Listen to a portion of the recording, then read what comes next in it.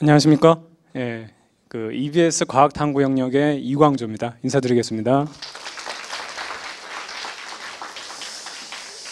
처음에 여기 올라오기 직전에요, 제가 인사를 드릴 때 열화 같은 막 환호성 그리고 엄청난 박수를 예상했었습니다.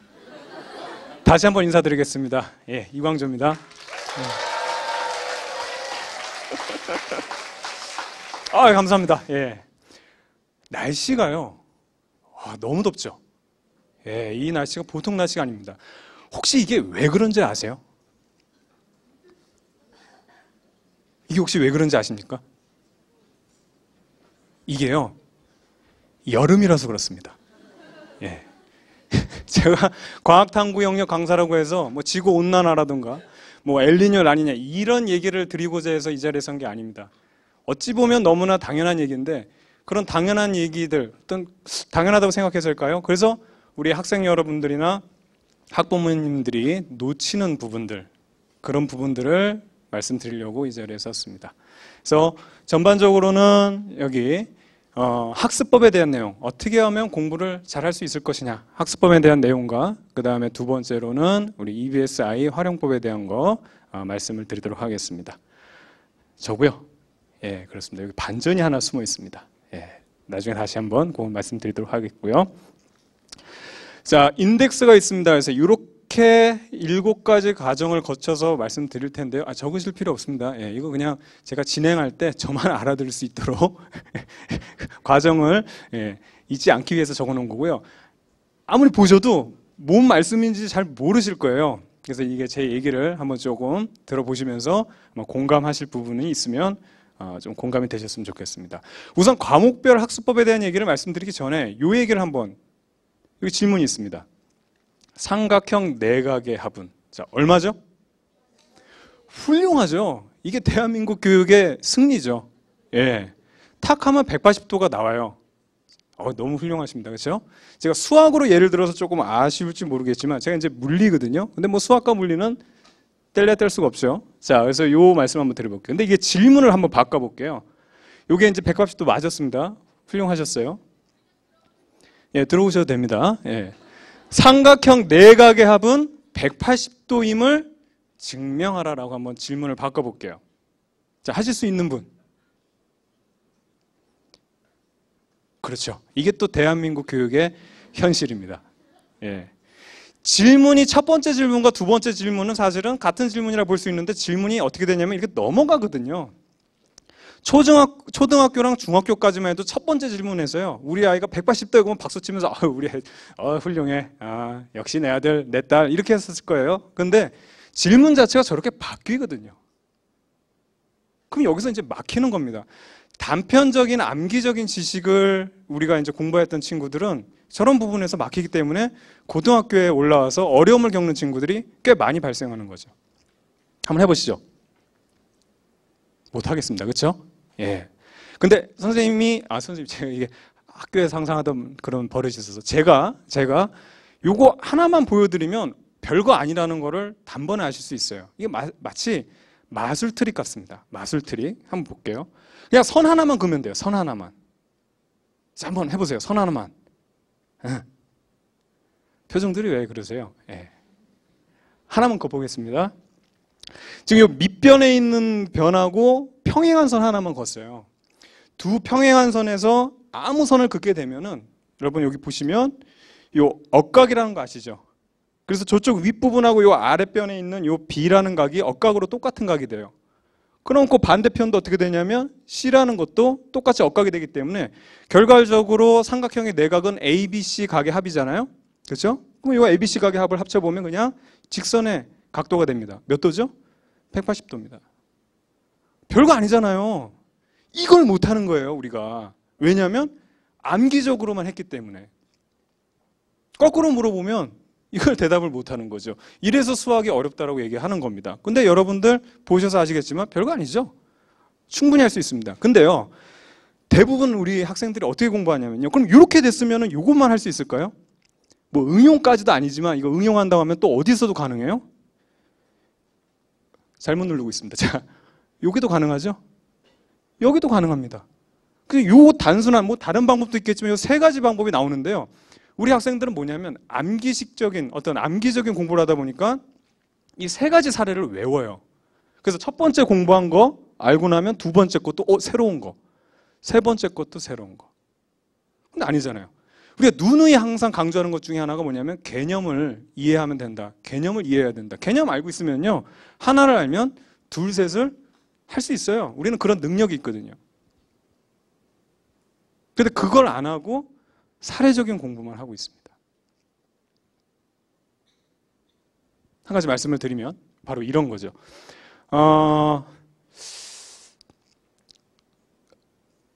어려운 내용 아니죠.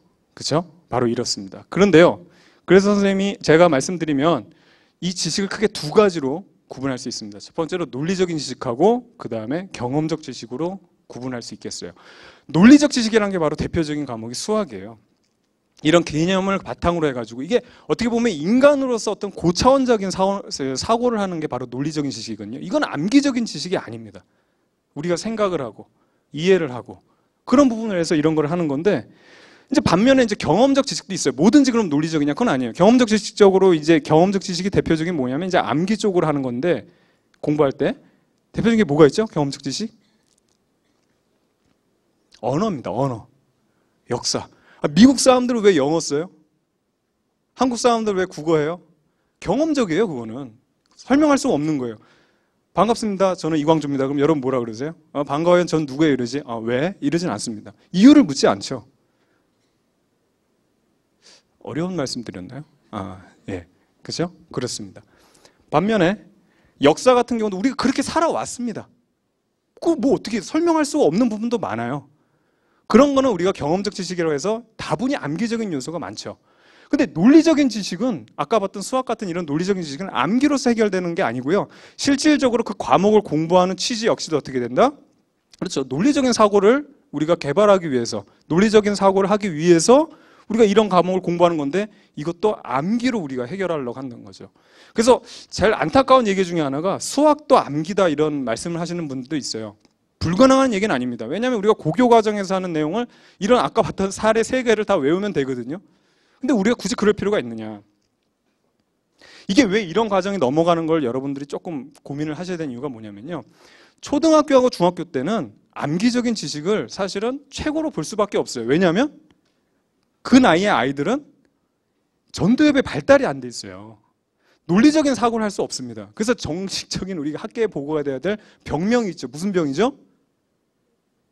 ADHD 아니고 중학생들이 한번 겪고 여러분들도 겪고 넘어간 병 중2병. 그렇지. 고마워요. 네, 중2병. 중2병을 한마디로 얘기하면 뭐죠? 논리가 없는 겁니다. 그게 논리가 없어요. 그러니까 대화가 안 되는 거예요. 있어도 어떤 대화? 그러니까 어떤 거? 그냥 자기만의 논리를 갖다 붙이는 거죠. 예를 들어 엄마가 뭐 이게 학생들 자기 자녀한테 뭐가 잘못했어. 그래가지고 외출 금지 딱 이런 걸 했단 말이야. 근데 나간단 말이야. 너 왜 나갔어? 그러면 집에 우유가 없어서 엄마가 우유가 필요할 것 같아서 사러 나갔어요. 뭐 이런 식으로 엉뚱한 자기만의 논리를 댄단 말이에요. 이게 바로 이런 거거든요. 그래서 실질적으로 논리를 가지고 우리가 해결해야 될 그런 부분도 암기적으로 뭐든지 해결한다. 불가능한 건 아니라고 말씀드렸습니다. 근데 우리가 굳이 그럴 필요가 있느냐. 어렸을 때는요, 여러분, 이 전두엽이 발달이 안 됐기 때문에 안 돼요. 애가 태어났다고, 애가 태어났어. 이제 3일 됐어. 일어나라, 내 아이여. 내 아이면 할 수 있다. 걸어라, 뛰어라. 이거 어떻게 해야 됩니까? 그죠? 아동학대죠? 안 됩니다, 절대로. 절대로 안 돼요.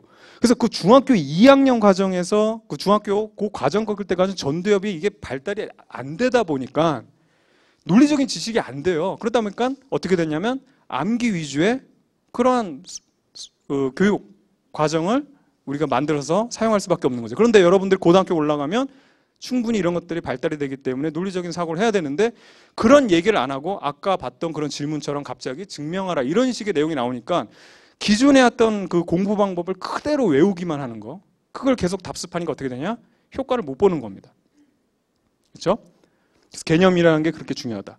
자, 그럼 어떠한 공부법을 해야 되냐? 이런 논리적인 학습과 그 다음에 이런 경험적인 학습, 이게 이 과목별로 특징이 있기 때문에 이런 것들을 어떻게 적용을 해서 공부를 할 수 있을 것이냐 이런 얘기를 해야 되는데 대형 서점 한번 가보시면 말이죠. 수많은 공부 방법이 있어요. 다 그분들은 공부에 대해서 성공한 분들이 뭐 책을 썼거나 뭐 방송으로 자기의 뭐 공부 방법을 얘기했겠죠. 그렇죠? 그럼 그 방법들이 과연 효과가 있을까요? 없을까요? 있을까요? 없을까요? 예스 아니면 노인데요. 예? 자, 그럼 요 얘기로 한번 말씀드려 볼게요. 다이어트로 선생님 이해를 제가 한번 예를 들어보겠습니다. 다이어트 종류가 이렇게 있대요. 저도 찾아봤습니다. 예, 원푸드, 그다음에 뭐 에킨스, 디톡스, 덴마크, 간헐적 단식. 자, 질문입니다. 위 다이어트는 모두 효과적일까요? 효과적일까요? 아닐까요? 오늘 날씨가 덥죠? 예. 왜 그렇다 그랬죠? 여름이라서 그렇습니다. 너무 어렵게 생각하지 마세요. 효과 있을까요? 없을까요? 있죠. 잘하셨습니다. 근데 질문을 한번 바꿔볼게요. 위 다이어트는 모두 4개 효과적일까요? 잘하시네요. 여기 왜 오셨습니까? 다 아시네요. 진짜로. 과연 4개 이게 효과적일지는 여러분 한번 생각해 봐야 됩니다. 뭐냐면 우선 원푸드라는 거 아시죠? 간단하게 설명드릴게요. 그냥 주구장창 뭐 채소면 채소 하나만 먹어서 식욕 감퇴시키는 겁니다. 두 번째 에키스 황제라는 거는 이거 고기 먹는 거죠. 고기만 먹어서 탄수화물 줄이고 단백질하고 지방 위주로 섭취하겠다. 디톡스 다이어트라는 것은 결과적으로 뭐냐면 이게 해독작용한다 그래가지고 한 끼 정도는 뭐 레몬 주스나 이런 걸로 결과적으로 식이요법인데 이렇게 한다는 거. 덴마크 다이어트는 설탕이나 소금 같은 거 줄여가지고 다이어트하는 방법. 간헐적 단식은 뭐죠? 굶겠다는 얘기죠. 다 보게 되면 결과적으로 뭐다? 그렇죠. 식이요법에 관련된 내용들입니다. 그럼 이것들에 대한 사례를 적용해보면 사실 어떻게 되냐면 거의 여러분들이 안 돼요. 되는 경우도 있겠죠. 그러면 운이 좋은 사람인데 이걸 다 해보잖아요. 다 해서 내 걸 찾다 보면 어떻게 되냐면 여러분 몸이 망가집니다. 예, 하나만 먹다가 굶다가 막 소금 당 뺐다가 뭐 해독한다고 죽어요. 근데 이 수많은 사례들을 그러면 어떻게 해서 내 거를 찾느냐? 그때 찾는 방법은 어떻게? 위로 올라가면 됩니다. 뭐죠? 다이어트예요.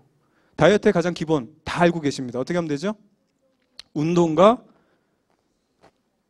식이요법, 그렇죠? 식습관 조절이에요.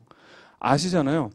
이런 거면 수많은 이런 다양한 종류의 이게 응용 다이어트 방법들은 어떻게 해서 개발됐을까? 다이어트 열심히 하다가요. 자기 몸에 맞는 거를 찾은 사람들입니다. 그러다 보니까 이 방법을 하면 되겠어라고 했더니 되는 거거든요. 자기가 성공했으니까 이거 가지고 내가 성공했어. 이런 다이어트 하면 너희들도 잘 될 거야 라면서 얘기하는 게 바로 저런 다이어트 방법이 되겠습니다. 근데 어떨까요? 여러분들 직접 적용해보면 안 되는 경우가 많습니다. 앞서 봤던요. 공부 방법 있죠? 엄청나요. 여러분 그 대형 서점 가보면. 그럼 그거 따라해보면 어떻게 된다? 90% 이상은 실패. 90%도 사실은 여기 여러분들 계셨는데 제 성격대로 하면 그냥 100% 실패라고 얘기하고 싶어요. 왜 실패한지 아시겠어요? 나는 그 사람이 아니기 때문이에요. 아니기 때문입니다. 그 사람대로 똑같이 한다고 해서 되는 게 아니에요. 그럼 어떻게 해야 되느냐? 내가 하다 보면 내 방법을 찾을 수 있습니다. 근데 이걸 안 하고 사례부터 적용한다는 거죠. 그래서 공부에는 왕도가 없다라는 옛말이 있습니다. 사실 이게 속담 같은 거를 저는 이게 예시로 드는 걸 조금 싫어해요. 왜냐하면 진부하거든요. 근데 이 진부하다는 걸 조금 우리가 생각해 보면 우리 사람 사는 세상에서는 이 진부하다는 게 진실에 가깝습니다. 왜 그렇죠? 진실에 가깝기 때문에 다른 어떤 것보다도 먼저 진부해져 버린 거예요. 그래서 왕도가 없다는 얘기가 바로 그런 거거든요. 자, 늘 듣는 이야기로 넘어가겠습니다. 선생님이 이제 제가 많은 학생들하고 뭐 EBS를 통해서 또 학교에서 이제 공부를 하다 보면 맨날 듣는 질문이 이거고요. 여러분들이 맨날 하는 질문이 저거죠. 예. 선생님 수업 들을 땐 다 할 것 같은데요. 막상 내가 혼자 하려면 안 돼요. 왜 그럴까요? 이거에 대한 해답을 오늘 찾아보도록 하겠습니다. 왜 그럴까요? 이거에 대한 팩폭을 하자면 공부 안 했기 때문입니다. 공부를 했으면요. 알 수밖에 없어요. 자, 예를 한번 들어볼게요. 3 더하기 4 얼마죠? 7이죠. 7입니다. 자, 이걸 선생님이 제가 한번 응용을 한번 해보도록 할게요. 곰 3마리 하고요. 사자 4마리가 있어요. 자, 동물 몇 마리죠? 7마리잖아요. 그렇죠? 장미 3송이랑 백합 네 송이가 있어요. 꽃 몇 송이죠? 엄밀하게 멀리서 보면은 여러분 뭐 수능 시험이라던가 혹은 여러분 뭐 1회고사, 2회고사 이런 거 내신 시험 보잖아요. 거기서 응용한다는 게 제가 봤을 땐 그 정도예요. 기본 개념을 갖다가 벗어난 문제는 절대로 출제할 수가 없습니다. 그걸 벗어났다고는 어떻게 되죠? 틀린 문제가 되기 때문이죠.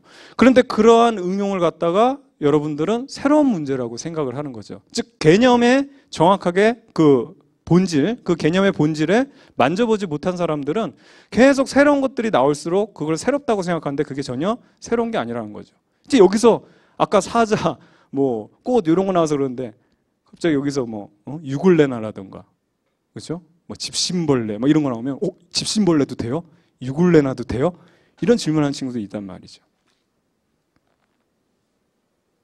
바로 이렇습니다. 그래서 요거에 대한 내용을 한번 더 말씀드리게 되면 그렇다면 왜 내가 공부했을 땐 그러니까 선생님하고 공부할 땐 된 것 같았는데 이걸 나 혼자 하려면 안 되냐? 그거를 이름을 붙인 게 내방정리합수법이라 해서 이거 없어요. 그냥 제가 이름 붙인 거예요. 여러분들 우리 학생 여러분들하고 우리 학부모님들 좀 이해가 되실지 모르겠는데요. 의존적인 학습을 해서 그래요. 의존적인 학습을 해서 그래요. 그러니까 EBS도 마찬가지고 학교 수업도 마찬가지고 여러분들이 그 학교 수업을 듣고 그 다음에 EBS 수업을 들어서 선생님들의 강의를 들으면 이해가 되죠? 그럼 그걸로 공부했다고 생각을 한다는 거죠. 수영을 한번 배운다고 한번 생각해 볼까요?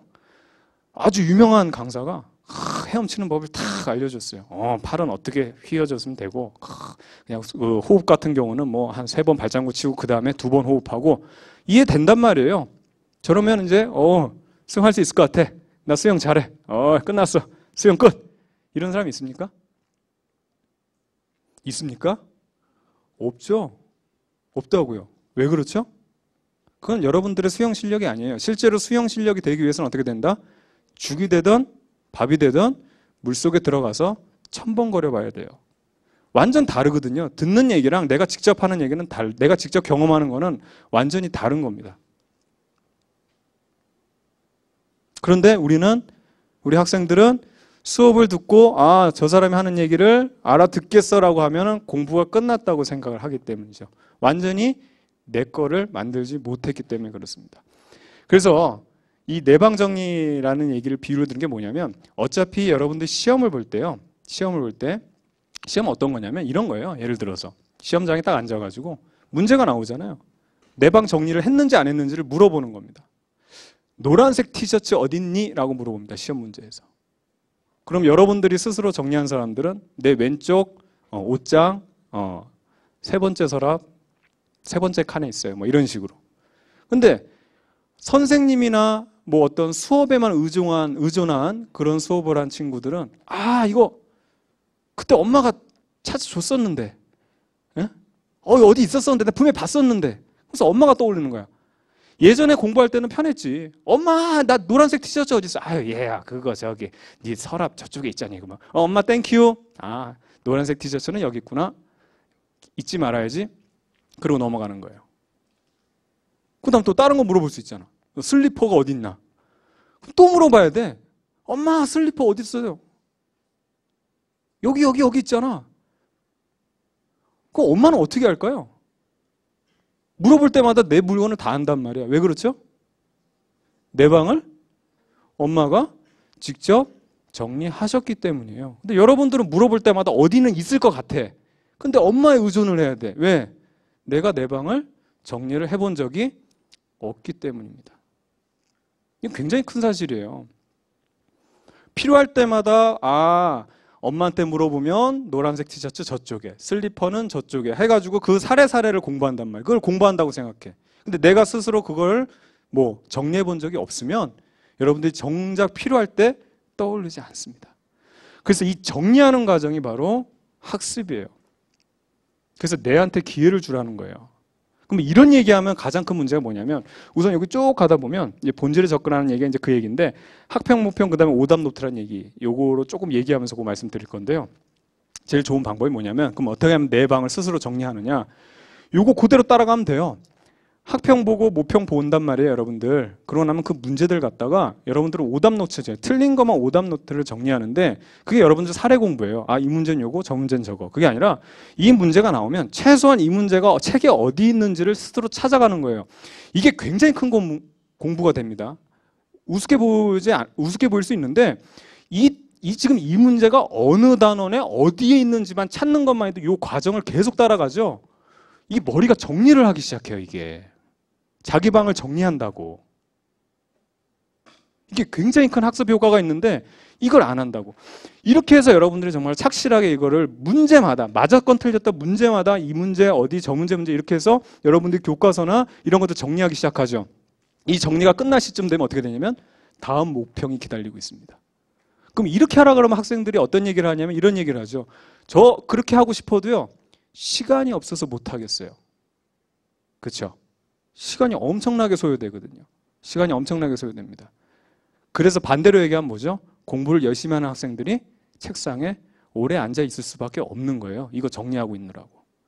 근데 이런 것들을 한 번, 두 번, 여러 번 정리하다 보면 어떻게 된다? 체계라는 게 잡히거든요.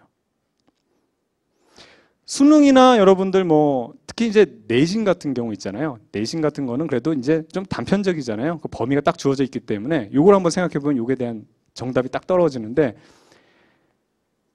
내신을 잘하면서 수능도 잘하는 친구들이 많죠? 그죠? 근데 내신을 이제 잘하면서 수능을 못하는 친구도 꽤 돼요. 꽤 된다고요? 근데 내신은 못하는데 수능은 잘한다. 이런 친구는 거의 없다고. 그런 친구는 굉장히 적어요.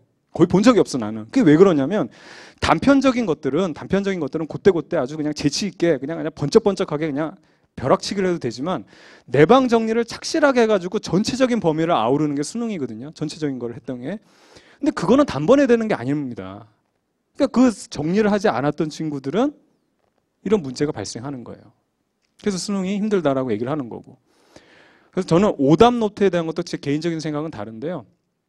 제가 경험해본 여러 친구들은 오답 노트 저는 이제 만들지 말라 그래요. 만들지 말라고 저도 안 만들었습니다. 공부할 때. 그 이유 중 하나가 뭐냐면 이게 딱 개별적인 그 문제만 적는 거 있잖아요. 그리고 특히 일부 한전대 학생이긴 하겠지만 적용되는 학생이 있지만 오답 노트를 만드는 거에 만족감을 느껴요. 출판을 하는 거지. 오답 노트 이쁘게 글 쓰고 요거 별표 치고 형광펜 하면서 출판을 하고 있어. 아, 책에 다 있잖아.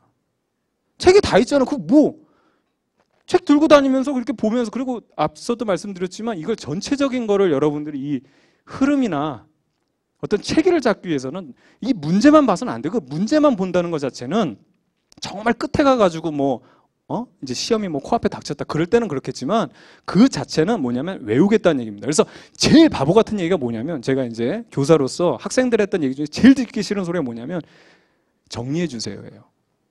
시험에 나올 거 정리해 주세요. 이건 학교뿐만 아니라 EBS도 마찬가지입니다. 선생님, 그래서 중요한 거 정리해 주세요. 공부 안 하겠다는 얘기라니까. 내 방을 내가 정리 안 하겠다는 얘기야. 나는 정리돼 있으니까 정리해 줄 수 있죠. 그럼 내가 시험 보냐 이거지. 나는 물어봐봐. 툭툭툭 튀어나온단 말이에요. 그래서 찍는다라는 의미를 여러분들이 서로 다르다는 거. 공부를 잘하는 친구, 그 다음에 조금 부족한 친구의 찍는 건 달라요. 그러니까 공부를 좀 부족하게 했던 친구들은 찍는다는 건 말 그대로 그냥 찍은 거야, 진짜로. 눈 감고 이렇게 찍은 거야. 그러고 나서 채점 매겨보면 역시나 적신하죠. 근데 공부를 열심히 하거나 이런 체계를 잡은 학생들이 찍었다는 것은 개념이 달라요.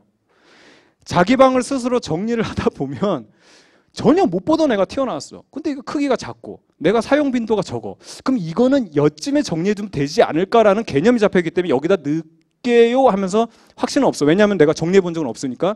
근데 여기다 넣어봐요. 근데 어떻게 된다? 맞는다니까요. 그게 맞기 때문에 맞아요. 그래서 공부 좀 잘하는 친구들한테 찍었다고 나 어떻게나 찍었어 막 찍었어 그러고 채점 매겨보면 어떻게 되냐? 점수가 높은 거야. 그럼 뭐라 그래 단변에? 재수없어. 재수없는 게 아니에요, 여러분. 걔는 걔 나름대로 어떻게 찍은 거예요.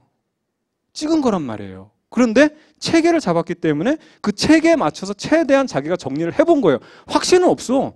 내가 본 게 아니기 때문에. 하지만 그 방법대로 내가 해봤을 때 그게 맞아 떨어지는 경우가 많은 거죠. 그래서 선생님은 어떤 사람? 이거는 모든 선생님에 대한 얘기는 아니고 제 개인적으로만 말씀드려요. 저는 어떤 사람이죠? 그냥 내 방 정리를 내 스스로 한 사람일 뿐입니다. 그래서 이제 물리잖아요, 제가. 물리다 보니까 이 그 풀이 방법 같은 거를 되게 간단하게 툭툭 던져요. 이게 여러분들도 이제 물리에 대해서 막 공식을 외워가지고 적용하고 이렇게 생각하는데 우리 고교 과정 물리는요, 그거 아니에요. 정말 그거 아닙니다. 그거 왜 그렇게 하는지 모르겠는데 딱 보면 그냥 이렇게 하면 정답 3번이잖아요, 이러잖아요. 그러면 애들이 뭐라 하냐면 선생님 천재예요? 아, 천재란 말을 이런 데다 붙이나? 천재 아닙니다. 뭐 한 거라고요? 그냥 내 방 정리를 했기 때문에 이 물건 어떻게 해요? 아, 그냥 여기다 넣으면 돼. 이렇게 되는 거예요. 아, 이상하다. 가면 갈수록 심각해지네. 내가 이런 의도로 한 게 아니었는데 막 웃음꽃과 막 이렇게 이런 거를 바랬었는데 시험에 대한 이야기 잠깐 또 말씀드리도록 하겠습니다.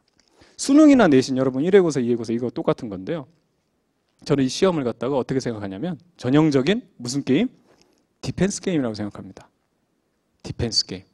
수비 게임이라는 얘기예요. 그 시험에 대해서는 누구나 다 불안하죠? 왜 불안하죠? 왜 불안하죠? 공부를 안 해서요? 공부 아예 안 해보세요. 하나도 안 불안해요. 아무 걱정 없어요. 오히려 어설프게 공부하면 좀 불안하죠? 공부를 많이 하면 불안할까요? 불안 안 할까요? 역시나 불안합니다. 제일 행복한 사람은 공부 아예 안 한 사람이에요. 그러니까 행복해지고 싶으면 아예 안 하는 게 좋습니다. 어설프게 하지 마시고요. 이걸 왜 디펜스 게임이라고 그러냐면 질문이 주어져요. 수능 같은 경우도 보시면 기억, 니은, 디귿 해서 옳은 것은 기억, 맞아, 틀려. 맞아. 니은, 맞아, 틀려. 맞아. 디귿, 맞아, 틀려. 이거 아닌 것 같아. 그럼 옳은 것은 기억과 니은. 이거 고르는 거거든요. 즉 수비적인 게임이에요. 물어봤을 때 예스나 노냐를 대답할 수 있는 게임이죠. 아, 그럼 오펜스 게임은 뭐냐고요?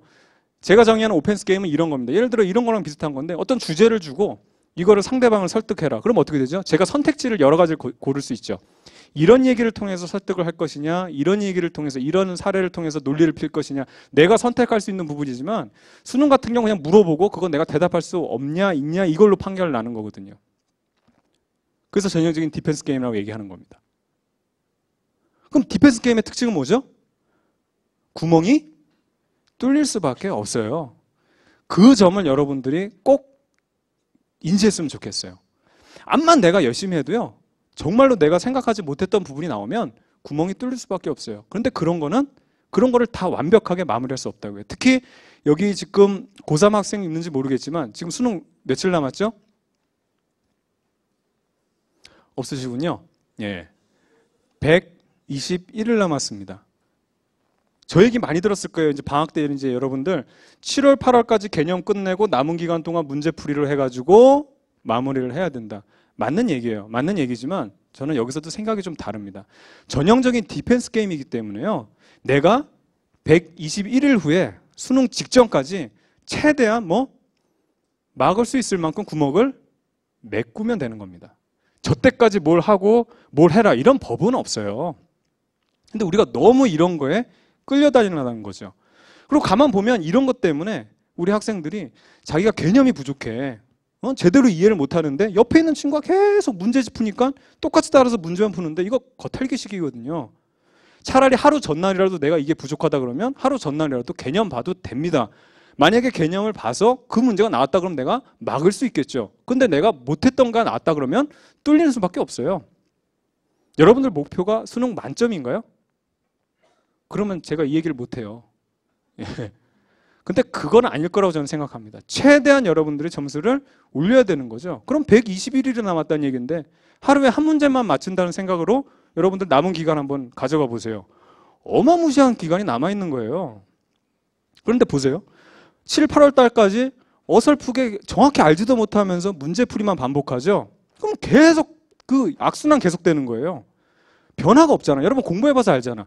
향상이 안 된단 말이에요. 그럼 뭔가가 잘못됐다는 얘기거든요. 근데 그것만 계속 반복하니까 제자리 걸음. 그럼 이제 9월 달쯤 돼서 추석 연휴 지나면 어떻게 되죠? 지쳐요. 그럼 어떻게 되냐면 그냥 빨리 시험이나 봤으면 좋겠다. 이렇게 이제 거의 놓고는 싶으나 놓지는 못하는 그냥 이러지도 저러지도 못하는 정말 최악의 상황에 빠져드는 거죠. 힘듭니다. 그래서 우리 학생들이 힘든 거예요. 그래서 마지막으로 말씀드린 것 중에 하나가 뭐냐면 오직 내게 집중하라는 거예요. 내게 맞는 걸 찾아야 되는 겁니다. 내가 개념 부족하면요. 9월 달에 개념 보면 어때? 그러면서 하나 막는 거지. 문제풀이가 부족하면 그때부터 시작하면 되는 거예요. 이래라 저래라 저래라 저래라 이거 있잖아요. 그 사람한테는 맞는지 모르지만 나한테는 안 맞을 가능성이 굉장히 높습니다. 그 판단을 여러분들이 해야 되는데 그 학생들이 그러는 건 제가 좀 이해를 해요. 왜냐하면 어리니까 남들이 이렇게 하라 그러면 해야 되고 막 그렇죠? 그리고 사실 그 10대 때 저도 10대 때가 이제 떠오르는데 나라는 존재는 어떻게 정의되죠? 내가 이게 잘못됐나 봐. 이 질문들이 어려운가 봐, 이게. 이게 중학생들이나 이게 물어보면 대답 잘해요. 내가 중학교 수준이라 그러나? 자, 어떻든 간에. 나라는 존재는 10대 때 어떻게 정해지죠? 나로 인해서 정해지지 않아요. 주변에 있는 내 친구들이 나를 어떻게 보느냐. 그래서 남 눈치 보면서 산다고. 나라는 존재는 그렇게 해서 정의가 돼요. 그럼 어른이 됐다면 어떻게 돼야 되죠? 내 스스로 자아 정체감을 찾아가지고 나는 나야 이런 정의가 돼야 되는데 많은 어른들이 그렇지 못하잖아요. 그래서 어머님들이나 부모님들이 아버님들, 어머님들이 이런 부분을 우리 아이들한테 잘 잡아줘야 되는 겁니다. 좋은 얘기들 많이 해주셔야 되고요. 공부만 하라고 한다고 해서 이게 되는 문제가 아니에요. 그래서 우선은 여기까지 말씀을 드리고요. 우리 EBSI에 대한 그 활용법을 잠깐 말씀드릴게요. 중요한 얘기가 되겠습니다. 우선 진단 코칭이라고 있어요. 개인 맞춤 진단 서비스. 기가 막히죠? 이 정도입니다. 여러분들이 들어가가지고요. 여러분들 다 진단할 수 있어요. 수능 예측 검사, 학습 유형 검사, 진로 탐색 검사, 진로까지도. 이게 어설플 것 같아요? 거의 기가 막히게 맞습니다. 이게 저도 해봤거든요. 학습 유형 검사 해봤는데요. 제가 가우디형이래요. 가우디형. 아세요? 가우디형? 아우디 말고요. 자동차 말고. 가우디라는 사람 저도 처음 알았는데 보니까 제 성향하고 딱 맞아요. 자기 멋대로 막 자기 멋대로 자기 고집대로 하려고 그러고 남 얘기 안 듣고 막 그런 거. 근데 그게 맞아줄 수밖에 없어. 왜? 질문 보면 다 자기 속마음을 털어놓게 돼 있거든. 한번 해보란 말이에요. 해보라고. 그래서 종합적 분석 진단 결과를 EBSI가 학습과 연계까지 시켜가지고 최적의 학습 가이드를 제공해주는 이런 서비스가 있고요. 활용법에서 중요한 것 중에 하나가 이게 가장 중요한 게 개념을 알면은요. 나머지 사례들에 대한 얘기들을 우리가 문제로 푸는 거거든요. 그래서 기존 사례들 분석해보고 그 다음에 실전 대비하는 거기에 비슷한 예측할 수 있는 그러한 사례들을 제공하는 이런 큰 틀이에요. 이건 모든 학습의 기본적인 틀인데요. 이게 바로 이제 EBSI에서 이런 식으로 정리가 되어 있습니다. 고1 커리큘럼이 이렇게 다 나와 있어요. 들어오실 때 책자 다 받으셨죠? 거기에 자세하게 있으니까. 그래서 이런 것도 보면 개념 학습, 그렇죠? 그 다음에 기출 분석, 그리고 응용 같은 거, 응용 패턴. 마지막으로 이제 고1 같은 경우, 고2 같은 경우는 이제 학교 시험에 대한 집중 강좌 이렇게 들어가 있습니다. 그리고 고3 같은 경우는 여러분들 잘 아시겠지만 가장 중요한 게 이제 수능에 초점이 맞춰져 있다 보니까 수능 특강 그리고 수능 완성 이게 가장 큰 축이거든요. 이런 식으로 구성이 되어 있고요. 또 하나 수시 논술까지도 다 준비가 되어 있습니다. 그래서 이 사이트를 여러분들이 친숙하게 자주 이게 들어왔다 나왔다 하시면서 친숙해지면 굉장히 큰 도움을 받을 수 있을 거라고 선생님 말씀드립니다. 자, 그래서 컨텐츠를 보게 되면 수능 대비해서는 대표적인 게 이제 수능 개념, 이제 수능 특강, 그 다음에 이제 수능 완성 이런 시리즈로 넘어가게 되겠고요. 그 다음에 이제 기출의 미래라 그래서 이제 기출 문제들을 분석하는 그러한 강좌, 교재와 강좌가 개발되어 있습니다. 그리고 이제 내신 대비해서는 이제 올림포스, 그 다음에 이제 탐구 영역에서는 탐스런, 이게 이제 가장 큰 축이 되겠고요. 그리고 이제 학생부 전형 대비, 논술 전형 대비, 적성고사, 그 다음에 특목고 대비까지 다 돼 있어요. 논술 같은 경우 여러분 첨삭 지도까지 다 무료로 제공이 됩니다. 이거 얼마나 좋습니까? 근데 문제가 있어요. 왜 그렇죠? 안 해요. 이게. 또 무료다 보니까 더 사람이 그런 것도 있어요. 그렇죠? 그런 게 있는데 잘 활용하기를 좀 바라겠고요. 대입 상담실 여러분들이 나중에 이제 대입에 관한 지금 1:1 컨설팅을 해주거든요. 굉장히 퀄리티가 높습니다. 그 다음에 입시정보 서비스들, 다양한 서비스들이 제공되고 있죠. 듀나 공감이라 그래서 이제 여러 가지 선배들의 이야기라던가 선생님들의 이야기들, 그래서 여러분들이 공부하다가 머리 식힐 때 그다음에 또 정보를 얻을 수 있는 그런 요소들도 이렇게 마련이 되어 있습니다. 입시 설명에 다시 보기도 있네요. 자, 그래서 공부 비법에 대해서 이제 결론을 말씀드릴게요. 자, 공부 비법. 비법이 뭐죠? 뭡니까, 비법이? 없잖아요. 없어요. 비법이란 건 어떻게 된다? 여러분들이 하다가 여러분들이 나한테 맞는 걸 찾았을 때 그게 비법입니다. 말 그대로 비밀스러운 방법이 되는 거죠. 근데 그걸 오픈했어. 와, 이 사람 비법 받아서 그거 그대로 했더니 모든 사람이 다 돼. 와, 이 사람 말대로만 하면 완전 다 돼. 이건 뭐예요?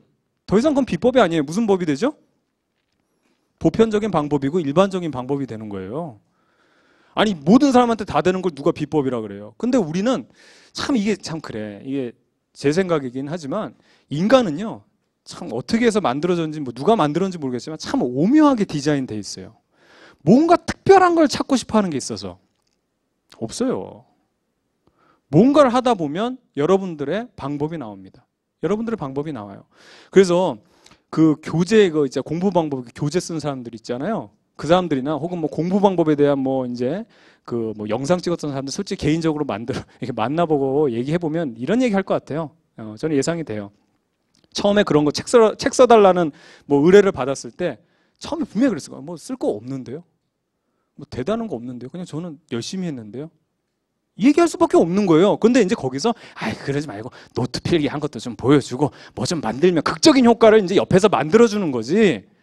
자기가 자기 방법을 얘기하면요 부끄러워서 얘기 못해요. 이거 뭐 대단한 거 없는데요. 바로 그렇습니다. 최선을 다하라는 얘기, 이 얘기 마지막으로 말씀드릴 건데 이 부분이 제일 어렵습니다. 이걸 여러분들한테 어떻게 하면 조금 그래도 이해를 시킬 수 있을까? 이게 이제 제 어떻게 보면 고민인데 최선을 다할 수 있다는 어떤 방법이죠? 아까 거 아무것도 없었으니까 이것도 없다. 최선은 없다. 여기다 아무것도 안 써 있으니까 최선을 다해야 된다는 거 여기서 말씀을 좀 드리고 싶어요. 최선, 어떻게 하면 최선을 다할 수 있느냐. 그리고 최선을 다했을 때 어떤 일이 발생하는지에 대해서 우리 학생 여러분들하고 좀 공감을 하고 싶은데요. 우리가 특히 우리 대뇌가 참 소중하죠.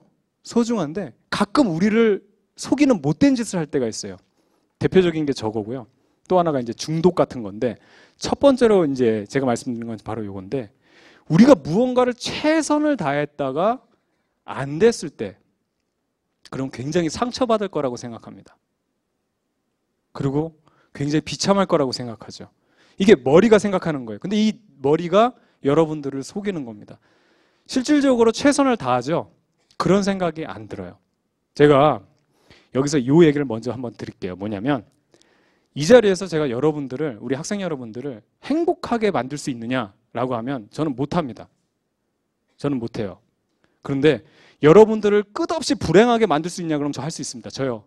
끝없이 불행하게 만들 수 있어요. 어떻게 하면 될 것 같아요?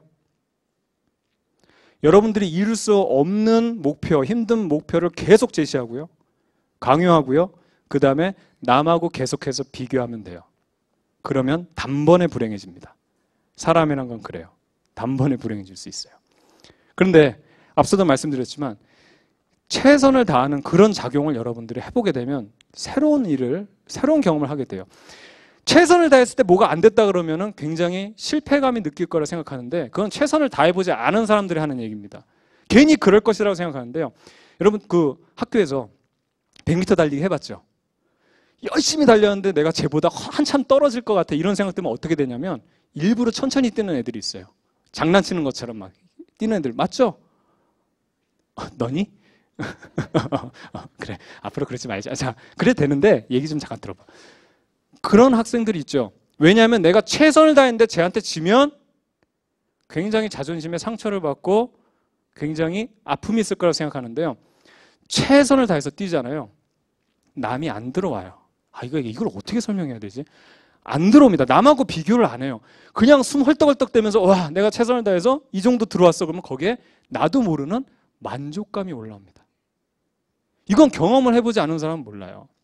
예전에 선생님이 제가 대학교 때 친구하고 친구였나 후배였나 무슨 영화였나 무슨 만화 영화인가 보는데 주인공이요 막 그 뭐 위기 상황이야 막 무너지고 막 이러면서 막 살아나려고 막 하다가 끝까지 막 살아나다가 마지막에 더 이상 방법이 없는 거예요.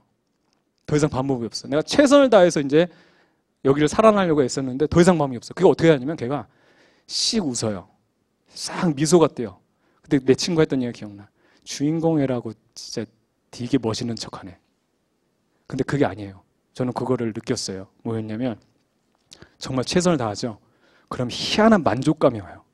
아까도 말씀드렸지만 사람은 희한하게 디자인되어 있다고 그랬죠. 누가 디자인했는지 모르겠지만 최선을 다해서 살려고 그렇게 했는데 이제 마지막에서 안 되는 거야. 그게 어떻게 되냐면 아 여기까지구나. 아쉽다. 조금만 더 했으면 살 수 있었을 텐데 아쉽다 하면서 만족감이 들어요. 공감을 아무도 못하네. 이거 어떡하지? 그렇다니까요. 이거를 여러분들이 경험을 하면서 살아야 되거든요. 그럼 이렇게 한번 해봅시다. 이렇게 한번 해봐요. 이거 집에 가서 꼭 한번 해봐요. 그 만족감이라는 게 어떻게 오는지. 정말 배고픈 상황을 만들어서 한번 한 끼만 한번 굶어보세요. 정말 불가능한가요?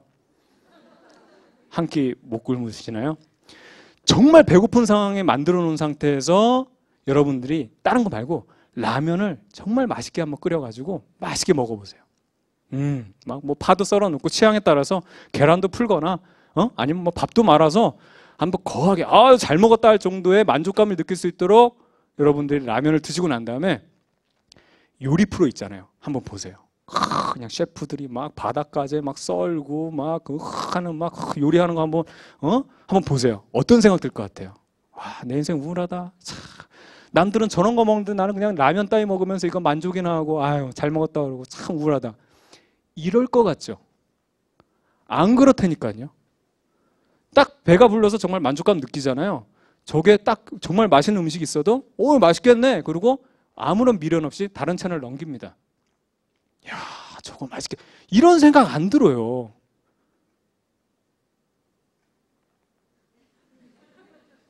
한번 해보세요. 진짜입니다. 진짜입니다. 예, 진짜예요. 이게 사람이 오묘하게 디자인되어 있다 그랬죠. 바로 이거예요. 그래서 제가 한참 여기 강원도에서 여기 어디였죠? 갑자기 명칭이 생각이 안 나네. 평창이죠. 큰일 났습니다. 이게 맛이 가기 시작해. 자, 다 보셨죠, 거의? 요 장면 봤을 때 굉장히 환희를 하는데 이게 어떤 장면일 것 같아요? 결승전 올라가기 전에 준결승전에서 일본 연장전 끝에서 이겼을 때 환호하는 장면이에요. 예, 얼마나 기쁘겠어요. 이제 결승전 나갔으니까. 근데 이 장면을 조금 주목하기 바랍니다. 실제 결승전이에요. 결승전. 스웨덴하고 경기 중에 졌습니다. 2등 했어요. 대부분 이제 이 부분을 우리 학부모님이나 우리 학생 여러분들이 좀 주의 있게 살펴봤는지 모르겠는데 이때 스웨덴을 우리가 예선전에서 이기고 올라왔거든요. 충분히 그 금메달 가능성이 높다고 아마 생각을 했었을 거예요. 근데 점수 차이가 좀 많이 벌어지기도 했지만 갑자기 이제 회의를 하더니 포기를 하죠. 포기할 때 딱 느꼈습니다. 웃어요. 씩 웃어요. 미소가 자기도 모르는 미소가 나와요. 웃으면서 이 장면 여러분들 뭐 너튜브 막 이런 거 있잖아요. 저기 가가지고 여기 여자 컬링 결승전 한번 해서 이 뒷부분 한번 보세요. 어떤지. 딱 하고 나서 스웨덴 친구들은 아까 같은 장면 막 환호하고 이렇게 하죠. 막 난리가 나요. 금메달 땄으니까 기쁘지. 그러면 2등한 우리 선수들 어떨 것 같아요? 아깝다. 아쉽다. 스웨덴 우리가 이겼던 애들인데 이거 내가 조금만 잘 뒀으면 그냥 내가 잘할 수 있을 것 같아. 이럴 것 같죠? 서로 웃습니다. 한번 보세요. 계속 미소를 띠면서 서로 수고했어. 잘했어. 우린 최선을 다했어. 이런 감정이 끌어오르는 거를 여실하게 지금 영상에 담겨 있어요. 그거를 캐치할 수 있느냐 없느냐 굉장히 중요하거든요. 여러분들이 최선을 다하잖아요. 아까도 말씀드렸지만 디펜스 게임이라고 그랬잖아요. 최선을 다해서 막잖아요. 내가 최선을 다해서 여러분들이 공부하잖아요. 그러면 어떤 결과가 나오건 다른 친구가 어떻든 간에 그거 안 들어와요. 신기해요. 정말 안 들어와요. 혹시 어머님들 우리 자녀분들이 어렸을 때 받아쓰기 70점 맞고 엄마 나 70점 맞았어 하면서 온 적 있나요? 그러면 딱 70점이라는 점수 보고 어떻게 파악하셨어요? 야, 기쁘니? 딴 친구들은 몇 점 받았어? 다른 친구 몰라? 나 모르겠는데? 무슨 얘기예요? 최선을 다했다는 얘기예요. 다른 애들 신경 안 써요. 나는 내가 열심히 해서 70점 맞은 게 기쁜 거예요. 근데 거기에 상처를 주는 부모님들이 계실 수 있었을 거예요. 야, 다른 애들 몇 점 맞았어? 네가 너 누구 닮았어? 누구 지금 70점 맞고 희기덕거리는 혹시 여러분들 중에 그런 경험이 있으면 이거 뭐 우리 부모님 뭐 이렇게 할 필요는 없고 그냥 이렇게 생각하면 됩니다. 아, 우리 엄마가 최선을 다해 본 적이 없으시구나. 그게 사실이거든요. 그게 사실이에요. 최선을 다해 본 사람은 알아요. 이거는 누가 봐도 이건 아니지 않는 게 아니라 나는 기쁘거든요. 그 기쁨을 주체할 수 없습니다. 절대 남하고 비교 안 해요. 여러분들이 열심히 공부하면서 그러니까 본질에 다가가는 공부를 하면서 여러분들이 그런 과정을 좀 밟아 나갔으면 좋겠어요. 진부한 얘기 중에 하나가 정리인데 진부한 얘기 중에 하나가 제가 속담 같은 건 진부하다고 그랬잖아요. 이런 얘기 들어봤죠. 사람은요. 작은 일에 행복을 느끼면서 산다는 얘기가 있었어요. 이해 가세요? 이제 이해 가십니까? 왜 그런지 아세요? 그것도 진리라니까요. 속담은요. 그런 진부한 얘기들은 진리에 가깝습니다. 맞아요. 왜 그럴까요? 살아보셔서 아시겠죠? 이거는 부모님들도 마찬가지고 여러분들도 마찬가지인데 여러분 뜻대로 되는 일이 세상에는 별로 없어요. 그걸 하이젠베르크가 물리에서는 불확정성 원리라고 하는 겁니다. 죄송합니다. 죄송하고요. 그게 안 돼요, 잘 안 된다고. 그러니까 뭐 원대한 꿈, 원대한 포부 이거 맞추면서 살아갈 수 있는 사람이 별로 없어요. 근데 매사에 어떤 일이든 여러분들이 최선을 다하면 그때그때 뭘 의도하지 않더라도 가슴 깊은 곳에서 올라오는 그러한 만족감이 있어요. 행복감이 올라와요. 여러분들은 그런 식으로 공부를 했으면 좋겠습니다. 자, 정리를 해볼게요. 다이어트 얘기를 먼저 꺼냈습니다. 남이 이야기하는 개별 사이가 아닌 원칙을 적용해 보세요. 그럼 여러분만의 비법을 완성할 수 있습니다. 남이 보면 이게 무슨 비법이야? 나한텐 비법입니다. 진짜라니까. 여러분들 그 공부 잘했다는 친구들 얘기 들어보세요. 특별한 거 없으니까 맨날 노트 정리한 것만 보여줘. 출판사야? 그거 언제 정리하고 있어? 원칙을 적용하는 방법은 내 방을 스스로 내 물건 정리한다는 식으로 해야 돼요. 자, 시험은 뭐라고요? 디펜스 게임입니다. 늦은 거 없어요. 최대한 구멍 막기 게임이에요. 완벽을 바라는 게 아닙니다. 그 다음에 마지막으로 최선을 다해보자. 우리 학생들, 저는 이제 학교 교사다 보니까 좀 인간적으로 좀 이렇게 우리 아이들이 좀 잘 살아갔으면 하는 생각이 있다 보니까 이 얘기를 좀 많이 하고 싶어요. 정말 이러면 기뻐요, 정말로. 그리고 이렇게 최선을 다하다 보면 발전이 있어요. 내가 이런 거 했을 때 만족감을 느끼죠? 그럼 더 해볼 거라는 생각이 들지. 쟤는 뭐 맨날 놀면서도 100점 만데 나는 왜 이게 사람이 물론 이게 경쟁을 좋아하는 사람도 있어요. 쟤를 목표로 두고 쟤보다는 내가 앞서가겠다는 그런 경쟁, 그러니까 승부욕이 있는 친구들도 있어요. 그런 친구들은 그렇게 가도 돼요. 근데 문제는 뭐냐면 대부분의 일반적인 친구들, 제가 경험한 친구들은 그런 승부욕이 강한 친구들이 그렇게 많지가 않고요. 승부욕이 강한 친구들은 자기 방법을 찾기가 쉬워요. 왜냐하면 대상 보면 되거든. 쟤야. 딱 집어가지고 쟤하고 경쟁하면 되거든요. 그래서 방법을 잘 찾아요. 근데 그렇지 않은 친구들은 최선이란 말, 이 부분을 조금 좀 여러분들이 고민해봤으면 좋겠고요. 오늘 숙제가 2개가 있었습니다. 하나는 한 끼 굶기, 그리고 라면 먹고 맛있는 요리 프로그램 보기. 지금도 안 해. 안 한다니까. 그러면 뭐 그게 되겠어? 그런다 되겠어. 된 애가 못된 짓 하는 거라니까요. 뭐 되겠지 뭐. 뭐 해보셔야 돼요. 어려운 거 아니잖아요. 그렇죠? 그리고 그 영상 한번 보세요. 2등 했을 때 그분들이 이게 자다가 그때 내가 실수해서 그것만 아니었으면 내가 금메달 땄을 때 절대 그런 표정에서는 그런 얘기가 나오지 않습니다. 아쉽다. 하지만 최선을 다했으니까 이걸로 됐어. 난 만족해. 다음엔 더 잘할 수 있을 거야. 이렇게 간단 말이에요. 그리고 제일 중요한 얘기입니다. 자, 제일 중요한 얘기. 자, EBS 아이 많이 사랑해 주세요. 실질적으로요. 여러분들의 학습할 수 있는 든든한 조력자이면 분명합니다. 너무 시스템이 너무 잘 돼 있어요. 너무 잘 돼 있다 보니까 조금 그렇죠? 필요한 게 없어서 그런지 모르겠는데 너무 잘 돼 있기 때문에 여러분들 공부할 때는 굉장히 큰 도움을 줄 수 있는 그런 우리 EBS이기 때문에 여러분들 많은 도움을 받고 또 여러분들이 적극적으로 활용을 했으면 좋겠습니다. 자, 긴 시간 동안 말씀 들어주셔서 감사하고요. 저는 이만 물러가도록 하겠습니다. 감사합니다.